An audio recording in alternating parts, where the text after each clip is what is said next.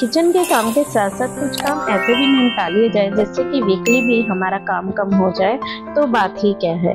जब हम लंच और डिनर बनाते हैं और ये काम साथ ही साथ कर लेंगे तो इससे हमारे काम के भी कम होगा और साथ ही साथ समय की भी बचत होगी।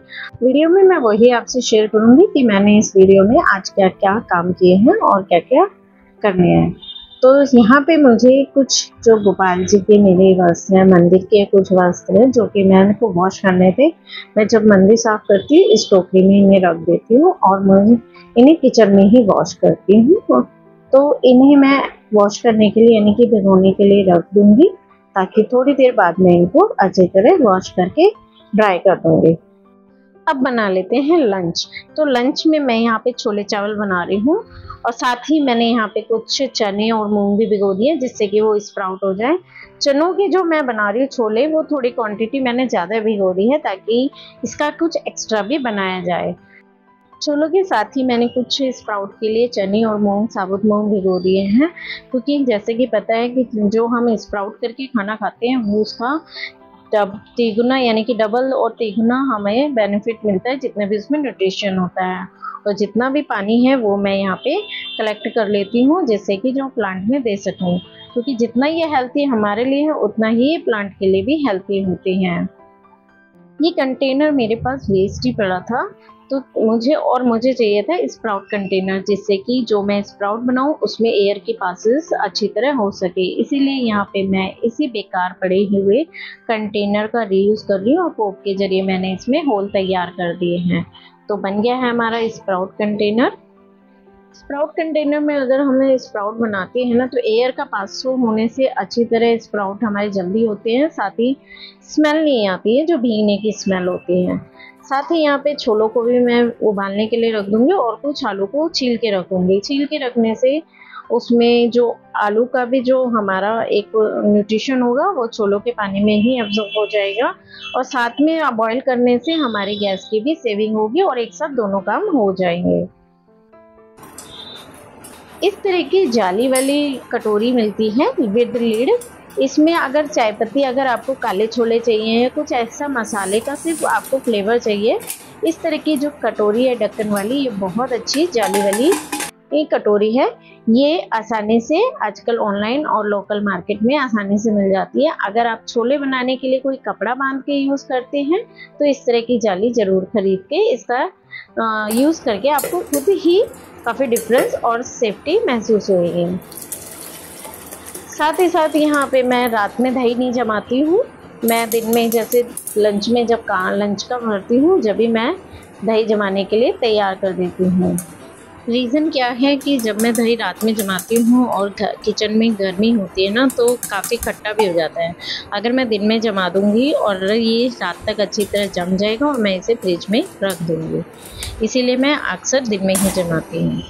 अब यहाँ पे थोड़ा सा स्नैक्स की भी तैयारी कर लेते हैं, क्योंकि लंच और कई बारी जो इवनिंग स्नैक की क्रेविंग होती है, इस तरह का जो हमारे पास नमकीन या कुछ खाने की चीज़ होती है तो ये हेल्थी पर्पस भी रहेगी। यहाँ पे नमक को मैंने एक कढ़ाई में डाल दिया है और जब नमक गर्म हो जाता है तो इन्हीं कच्ची मूंगफलियों को मैं इसमें डाल दूँगी। अच्छा, इन कच्ची मूंगफलियों के साथ साथ ये पक रही हैं तो यहाँ पे चावलों को भी अच्छी तरह भिगो के रख दूँगी। जब ये तैयार हो जाती है, सीख जाती है, तो इनमें थोड़ी सी फटावट आ जाती है और कलर भी चेंज हो जाता है। नमक में मैंने इसलिए सेका है, एक तो इसका फ्लेवर नमक का बिना डाले ही आएगा और दूसरा जो इवनली सीख जाती हैं एज़ कम्पेयर टू जब हम घी में इन्हें सेकते हैं।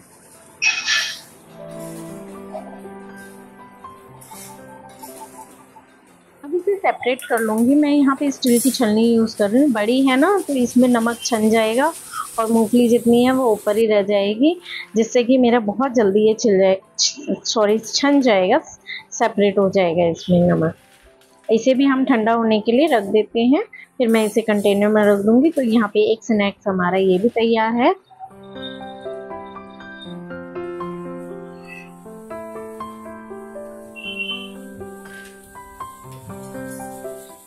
नमक गरम था तो क्यों ना मैंने सोचा यहाँ पे पॉपकॉर्न के दाने भी मैं सेक लेती हूँ। आप यकीन नहीं मानेंगे, ये मेरे 1 साल तक चल रही है और कोई भी इसमें कीड़ा नहीं लगा हुआ है।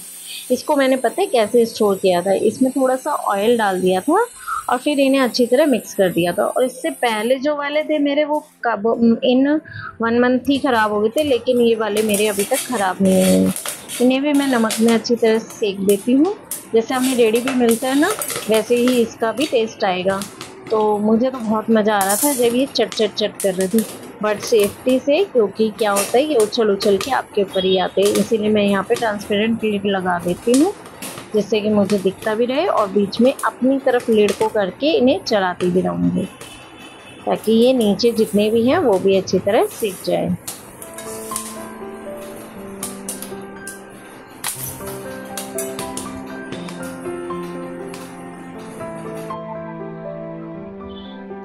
इसको भी मैं उस तरह नहीं कर पाई, सो मैंने इसे इस तरह की छलनी ली है स्टील की, ताकि नमक इसमें से अलग कर सकूं।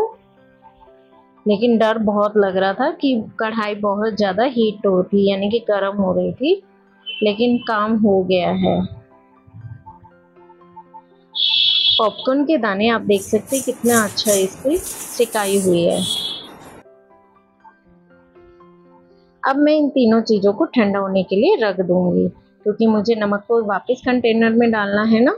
तो आप देख सकते हैं मैंने यहाँ पे कुछ स्नैक्स की भी तैयारी कर ली है अपनी। अब यहाँ पे जो है छोले जितने हैं वो बॉईल हो गए हैं, इन्हें भी छोक लेती हूँ और कुछ छोले को मैं यहाँ पे ठंडा होने के लिए रख दूंगी। छोले बनाते वक्त मैं यहाँ पे प्याज टमाटरों को है ना पीस के ही बनाती हूँ। और छिलका, जितना भी इनका छिलका होता है वो सब मैं एक, जब भी छीलती हूँ उन्हें मैं यहाँ पे एक कंटेनर रखती हूँ, उन्हीं में ही इकट्ठा करती हूँ, जिससे कि शेल्फ हमारी साफ रहती है, गंदी नहीं होती है। लहसुन को जब भी मैं काट लेती हूँ, लहसुन का असली फ्लेवर हमें जब चाहिए होता है तो उसे क्रश करके ही आता है। तो इस तरह का जो लहसुन क्रशर है वो, उससे ही मैं लहसुन को क्रश कर देती हूँ, जिससे कि फ्लेवर अच्छा और इवनली हमारी उसमें हमारे जो भी सब्जी बनाएंगे अच्छी तरह उसमें आ जाएगा। छोलों साथ ही साथ यहाँ पे हमारे छोले भी तैयार हो रहे हैं। और छोले में है ना, यहाँ पे जो छोले का पानी होता है ना, उसे मैं बाद में डालती हूँ और इस तरह से जो हमारा जिसमें मैंने पीसा है मिक्सर के जार, उसमें ही इकट्ठा कर लेती हूँ। सारा पानी हम यहाँ पे सब्जी बनाने के लिए या आटा गूंदने के लिए भी कर सकते हैं, क्योंकि एक तो छोले भी साफ थे, आलू भी मैंने छील के डाले थे, तो कोई मिट्टी भी नहीं थी। अब बात करते हैं सेफ्टी की, जो मैंने आपको बताई थी कि सेफ्टी करते हैं। मैं कुकर में चावल दाल एक साथ ही बनाती हूँ, मतलब पहले दाल बनाती हूँ फिर चावल बनाती हूँ, दाल छोक देती हूँ। तो यहाँ पे ये जो ढक्कन देख रहे हैं ना, इस एरिया पे दाल है ना, दाल के छिलके चिपक जाते थे। मैं पहले ध्यान नहीं देती थी, तो लकीली क्या हुआ कि ये कुकर फटने की जगह वॉशर ही हट गया था, लेकिन ये दाल के छिलके चिपकने से यहाँ पे ये फटने का डर रहता है। सो मैं आपसे क्लियर कर रही हूँ, अगर आप भी ऐसा करते हैं तो इस ढक्कन को वॉश करके अच्छी तरह फिर ही रीयूज करें। छोले चावल मेरी तैयारी हो गई है, चावल बन रहे हैं। तो इतने क्यों ना मैं यहाँ पे इन जो इतने भी वॉश करने हैं गोपाल जी के वस्त्र और मंदिर के, उन्हें मैं हाथों से क्लीन करके हल्के हल्के हाथों से वॉश करके रख दूंगी और फिर इन्हें सुखा दूंगी।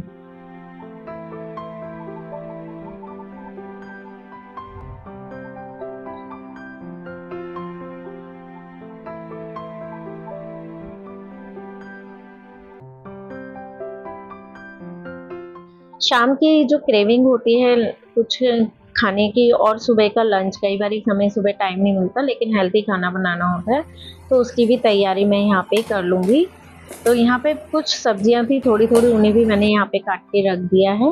और जितने भी हमारे यहाँ पे छोले थे और आलू थे, उन्हें मैंने यहाँ पे मैश कर दिया है। मैश अच्छी तरह करने के बाद यहाँ पे नमक में जो भी मसाले हमें डालने वो डाल दूँगी। और यहाँ पे मैं प्याज और लहसुन का यूज़ नहीं कर रही हूँ, क्योंकि नवरात्रे आ रहे हैं, इसीलिए मैं यहाँ पे उसका यूज़ नहीं करूँगी, जिससे कि हमारे यहाँ नवरात्रों में नहीं खाते। अगर इसी में ही रहेगा तो वो हमारा क्या है, जो एक नियम होता है वो छूट सकता है, या तो ये खराब होंगे या नियम टूटेगा। तो इसीलिए मैं इसमें नहीं डाल रही हूँ। कई जो हमें रेडी पे मिलती हैं, जो बाहर बाजार में टिक्कियाँ मिलती है, उसमें कॉर्नफ्लोर या मैदा मिलाते हैं बाइंडिंग के लिए, बट यहाँ पे चावल का आटा मिला सकते हैं, सूजी मिला सकते हैं। मैंने यहाँ पे कुछ थोड़ी सी सूजी और यहाँ पे सोयाबीन का आटा मिक्स किया है। अब जब बाइंडिंग हो जाती है ना, जैसे आटा गूंथते हैं वैसे ही इसकी टेक्सचर होगा, यानी कि इसकी बाइंडिंग इस तरह हमारी टिक्की की बनेगी, तो हमें पता चल जाएगा हमारी टिक्की जो बनेगी वो फटेगी नहीं। इसके बाद मैं थोड़ी सी 3-4 फ्राई कर लेती हूँ। जैसे ये बन रही थी तो थोड़ी सी क्रेविंग हो गई थी बच्चों को कि मम्मी प्लीज़ ट्राई कर, हमें थोड़ा सा ट्राई करवाइए। तो मैं यहाँ पे बना रही हूँ 3-4 टिक्की ही, और इसे शैलो फ्राई कर रही हूँ। और जैसे मैं ऊपर नीचे फ्राई पैन को है ना ऊपर नीचे लेफ्ट राइट कर रही हूँ, इससे क्या होगा वो साइड से अच्छी तरह फ्राई हो जाएगी, साइड से भी। चाहे तो इसे हम एयर फ्राई में भी रख सकते हैं, बट मेरे यहाँ एयर फ्राई नहीं है, सो मैं ऐसे ही बनाती हूँ। टिक्की प्रॉपर तैयार हो गया और इसे हम सॉस के साथ खा लेते हैं। अगर आपको इसका देखना है तो मैं थोड़ा सा साउंड इसका ऑन कर देती हूँ, कैसा इसका साउंड आ रहा है। बड़ी अच्छी करारी सी टिक्कियाँ बनके तैयार हो गई हैं। और बाकी बचे हुए आटे को बाकी बचे हुए जो मैंने टिक्कियाँ बनाई थी उन्हें मैं फ्रीजर में रख दूँगी। वो हमारी हफ्ता 10 दिन आराम से फ्रिज में चल जाएगी, फ्रीजर में ना कि फ्रिज में। जो स्नैक्स बनाए थे वो ठंडे हुए, उन्हें भी स्टोर कर देती हूँ। हेल्थी खाना भी चाहिए और साथ में हमारे किचन में टाइमिंग भी कम हो, और अगर हमें जल्दी हो तो इस तरह के अगर हम पहले से ही प्रिपरेशन करके रख देते हैं तो हमारे काफ़ी हद तक किचन में टाइम की भी बचत होती है। बस हमें करना क्या है, वीक में एक दिन ऐसा ही लंच या डिनर के टाइम देना है। और अगर हमने लिस्ट बना रखी है और तैयारी पहले से कर रखी है तो ये काम भी आसानी से हो जाते हैं साथ ही साथ। आई होप जो वीडियो में मैंने कुछ ऐसे हेल्थी स्नैक्स भी बनाए हैं और आपको कुछ आइडियाज़ इससे मिले हैं, तो वीडियो अच्छी भी लगी है तो प्लीज़ वीडियो को लाइक करना और चैनल को सब्सक्राइब करते हुए जाना फॉर फर्दर वीडियो। तब तक मिलते हैं नेक्स्ट वीडियो में, बाय।